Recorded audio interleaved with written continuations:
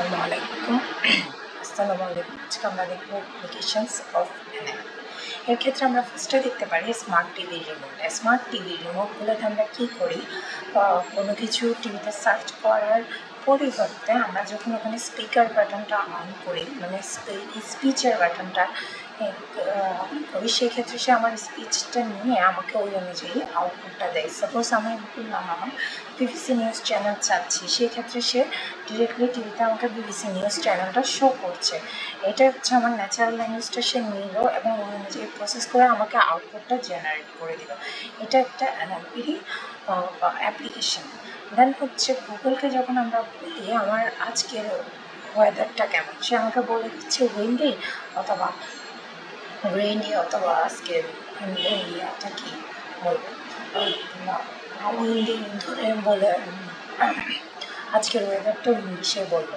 সে আমার ওই স্পিচটা নিল, নেওয়ার পর সে অনুযায়ী প্রসেস করলো এবং সেই অনুযায়ী সে আমাকে অ্যাকশনটা পারফর্ম করলো।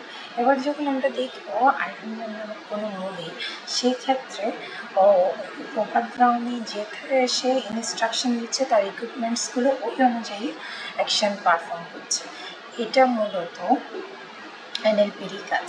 আর এর পেছনে যেটা কাজ করে সে হচ্ছে এআই জার্ভিস। আর গ্রামারলির ক্ষেত্রে আমরা ক্রমে যখন আমরা গ্রামারলি এক্সটেনশনটা দিয়ে রাখি, সেক্ষেত্রে আমরা যখনই কোনো কিছু লিখি ইংলিশে, সেই লেখাটাকে গ্রামাটিক্যাল স্ট্রাকচার যদি ভুল থাকে, সেক্ষেত্রে সে ওই ঠিক করে দেয় বা পাশে আসে যে এটার পরিবর্তে এটা হলে বেটার হয়। সেক্ষেত্রে কারণ এই গ্রামারলির পেছনে পুরোপুরি ইংলিশ সেন্টেন্সটা কি কোন স্ট্রাকচারে হবে সেটা দেওয়া আছে।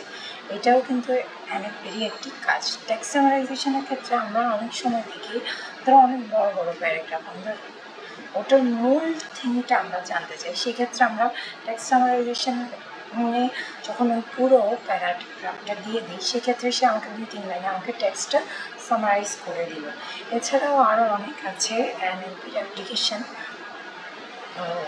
That's all, thank you.